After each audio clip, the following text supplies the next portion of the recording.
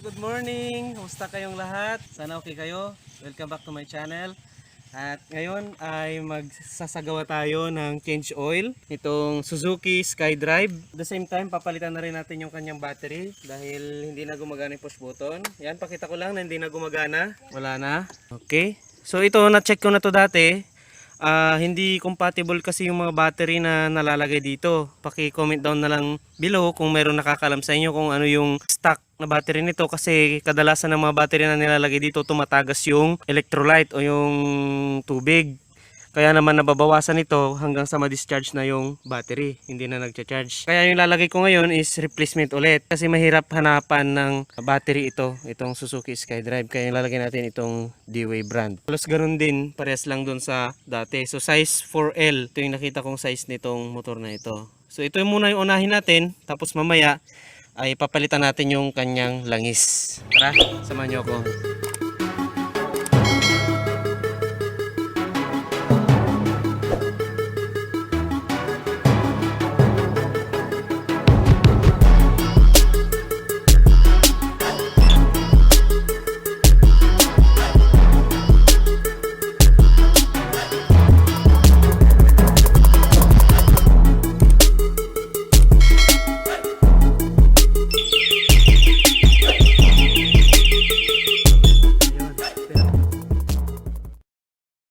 Ayan o. So ito yung sinasabi ko sa inyo na problem kapag ka nakahiga yung battery. Kaya sa mga nakakaalam kung ano yung akmang battery dito, paki-comment down below na lang. Ayan o. Kinain ng corrosion yung kanyang positive terminal. Kasi nga nakahiga yung battery, kapag nagcha-charge ito habang tumatakbo, nag-evaporate yung kanyang battery electrolyte, at yung fumes na yun kumakapit dito sa terminal, at yun yung kakain dito sa battery terminal natin. Kaya sa tingin ko mayroong akma talaga na battery para dito. Yun din ang sinabi ko na din sa may-ari, pero wala pa silang nahahanap na ganong battery. Okay? So tanggalin muna natin to. So sa pagtatanggal, unahin natin yung negative. Gamitan na lang natin to ng 8mm dahil napakahigpit. Gamitan natin ng 10mm para mas 8mm pala para mas grip niya. Yan. Kuha niya agad, no? Samantalang yung screw ay hindi niya nakuha agad. Mahigpit kasi dahil sa corrosion na din siguro. Pero itong isa mukhang alanganin. Yan, kinain na ng corrosion. Ayan.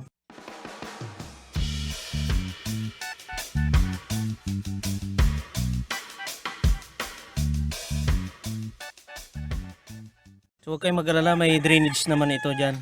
Lilinisin natin na maigi to.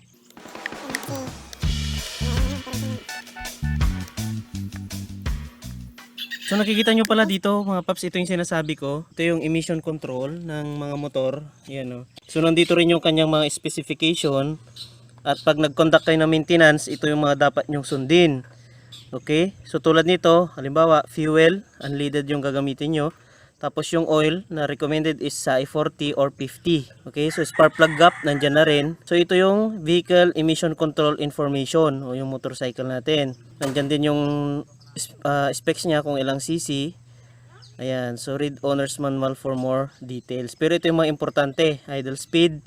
Okay, so ignition timing, dahil CDI na to ay hindi na kailangang i-adjust di tulad ng contact point. Okay, so ito ay conforms with RA 8749 revised implementing rules and regulations. So ito yung mga nagre-regulate para doon sa emission control natin, para sa kalikasan, hindi makaapekto yung mga motor natin. Kaya nga sa ibang bansa ay usong-uso na po yung mga electric vehicles at saka mga electric motors. Okay, so yun lang, nabanggit ko lang dahil nahagip ng camera natin yan. So hindi kaya, no? Subukan natin ngayon yung flat screw. Kunin ko lang.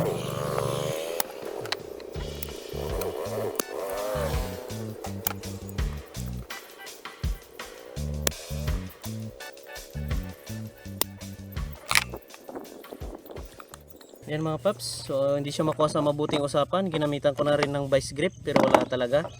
Kaya yun, tinan ko na lang sa palakasan.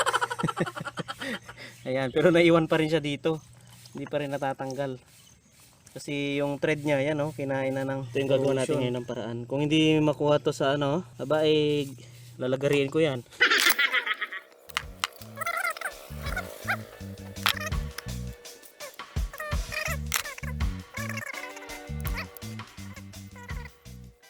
Okay, hugasan lang natin to na maigi bago natin lagay yung bago.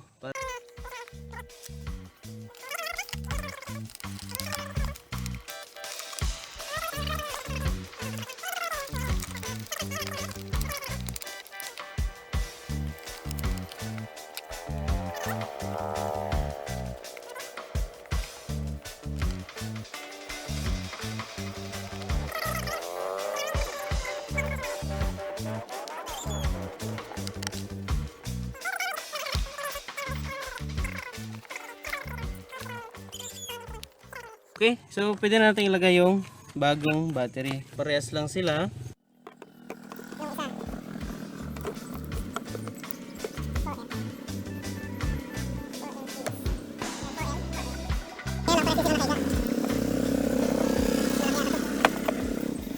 Yan mga paps. So lagyan na natin yung battery. So lagi kong sinasabi pag nagpapalit kayo ng battery ay unahin yung ilagay yung positive terminal. At ihuli nyo ilalagay yung negative terminal para maiwasan natin yung short circuit. So safety procedure po yun at standard po yun sa kahit na anong sasakyan. Okay, so dito muna natin lagay yan. So may kasama ng bagong battery bolt. Yung ating battery. Yan. Mahirap lang ilagay dito dahil masikip. So nilagay ko na yung lock sa ilalim.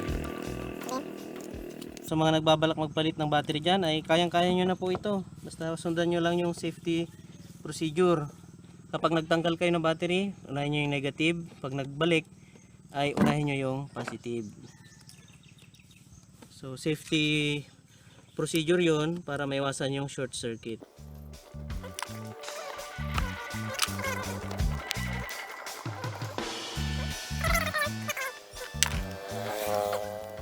Tapos lagyan na natin yung negative.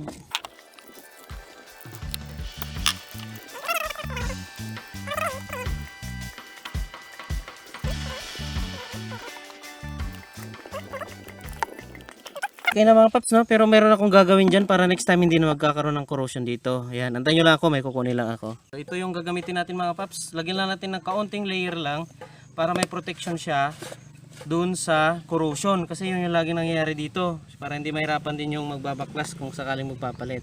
So lagyan natin to. Okay, mag-alala, wala namang epektong malupitan. Lagyan lang natin para may protection kumbaga. Itong tornilyo, hindi mahirap baklasin kung sakaling. Kasi grabe yung nangyari dito eh. Grabe yung corrosion. Okay, mag-alala, okay lang to. Walang masamang epekto to. Dahil nga iniwasan lang natin yung corrosion. Yan. So nilubricate natin itong battery terminal. I-countermeasure natin dun sa corrosion na napakalakas. Ayan. At least meron siyang coating ng oil or grease. Which is hindi kakapitan ng corrosion kapag may ganun. Okay? Yan. Natin punasan yung mga sobra-sobra. Yan. Tapos lagyan natin dito sa mounting niya. Hindi sakto yung battery. Kaya nung una pa lang ang alam ko may to, special battery talaga. So yung fuse natin nandiyan sa ilalim. Okay. Saka natin ilagay yung cover. Pero bago yon, gusto kong i-check muna kung gumagana na yung push button. So switch on natin. Ayan, switch on. Hawakan nyo yung left na brake lever, grip nyo, tapos push nyo yung start button. Ayun. Ayan na. Under na yung SkyDrive natin. So sakto, painitin natin para mamaya i-change oil natin. Patas lang yung idle niya kapag unang start dahil dun sa vacuum, dun sa kanyang karburador. Okay? Dahil sa vacuum yun, mamaya mag-idle din yan. Babalik din yan sa idle kapag na-reach na niya yung vacuum na gusto ng makina. Rich mixture kasi ito kapag first start or cold start. Tapos mamaya, i-change oil na natin to. Yung kanyang charging system, kung okay. So lagi ko tong ginagawa maski sa mga bagong motor o sasakyan para ma-double check lang natin yung kanyang charging system. So as of now, meron po siyang reading na 14.9. Okay? So idle pa lang yan mga paps. So try natin i-revolution.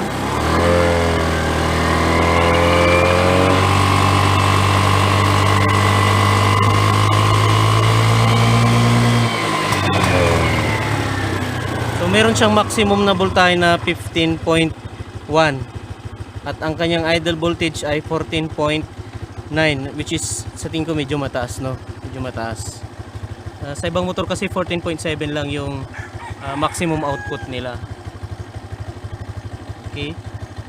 So good thing naman yun na nagcha-charge.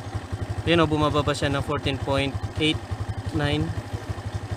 Kaya lang yung battery nga, yun yung hindi compatible. Kumbaga dapat nakatayo to eh. Nakatayo dapat para maski mataas yung voltahe, hindi maubos yung kanyang electrolyte. Okay, so okay naman. Okay naman. So i-change ulit natin. Balik lang natin yung kanyang battery cover.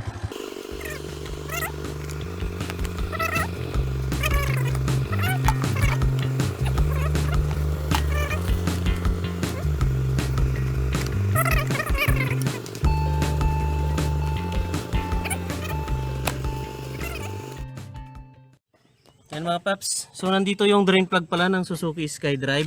Ayan, tuturo ko lang sa inyo. Ito, 14mm. Yan. Ito siya. So yan yung drain plug niya. May oil filter siya sa kabila pero hindi natin papalitan ngayon. Alternate kasi yung pagpapalit ng oil filter. Every other change oil. So tanggalin lang natin. Gamit itong 14mm, iset nyo na sa luwag para hindi kayo magkamali. Yan o, nakaset na siya. Paluwag. Kasi pagbaliktad kasi yan, medyo nakakalito. Ayan. Ayan, medyo higpit. Ayan.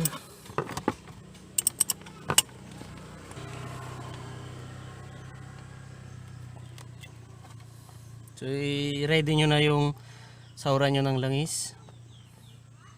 Para matanggal, no? So na-warm up na rin yung makina natin kanina habang check natin yung charging system. Kaya buhay na yung langis. Tsaka nag-travel pa kasi si Ninong eh bago makapunta dito, tas iniwan na lang niya. Okay, tapos tanggalin natin para tumulo yung langis. So antayin nyo lang na ma-drain yung langis hanggang wala nang tumutulo. Yung langis pala nito mga paps, ayan, 1000 ml o di kaya ay 1 liter. Okay, so medyo malaki yung storage capacity niya ng langis. So ibabalik na natin yung drain plug dahil halos wala nang tumutulo doon. Iwas na natin tong oil pan natin. Pag ganun ka itim yung langis nila, which is good thing dahil maganda kapag malinaw pa yung langis ay nag-change oil na tayo para laging kondisyon yung makina natin. So higpitan na natin. Baliktarin lang natin to. Paralay lang sa paghigpit. Ayan.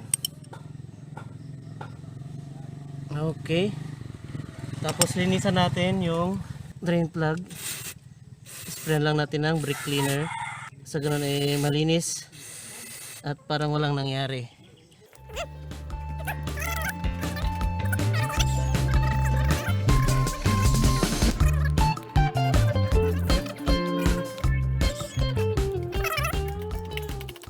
So lalagay pala natin dito is Habulin 20W40.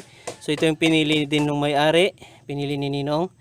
Okay, pasok naman siya kasi sa i40 or sa i50 naman yung nakalagay doon sa emission control. Maganda i-check nyo yung specification para alam nyo din kung anong langis yung ilalagay nyo sa mga motor ninyo. So wag natin ilalagay lahat to, magtira tayo ng konti, saka natin sukatin mamaya.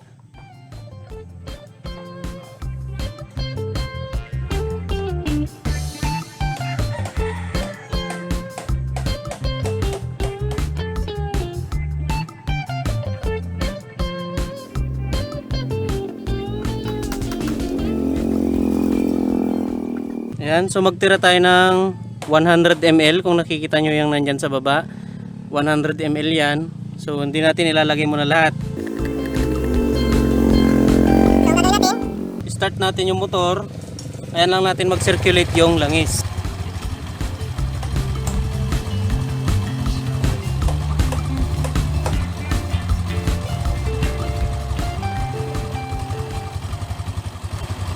Okay, so sukatin natin yung langis. Kakapatay ko lang din ng makina mga paps. punasan nyo muna yung dipstick bago nyo. Ayan na mga paps, tama na yung level nya. Ayan na, yan, saktong sakto lang. Ayan o. Okay, so okay na mga paps. Para sa mga hindi pa nakakapag-subscribe ay mag-subscribe na kayo. So kaya-kaya nyo yung mga ganitong DIY, kaya nyo na itong gawin. Common tools lang naman yung gagamitin. Mas maganda kasi, di ba, ang pakiramdam pag kayo din ang nag-ayos ng sarili yung mga motor. Sila mga paps, ingat at ride safe always.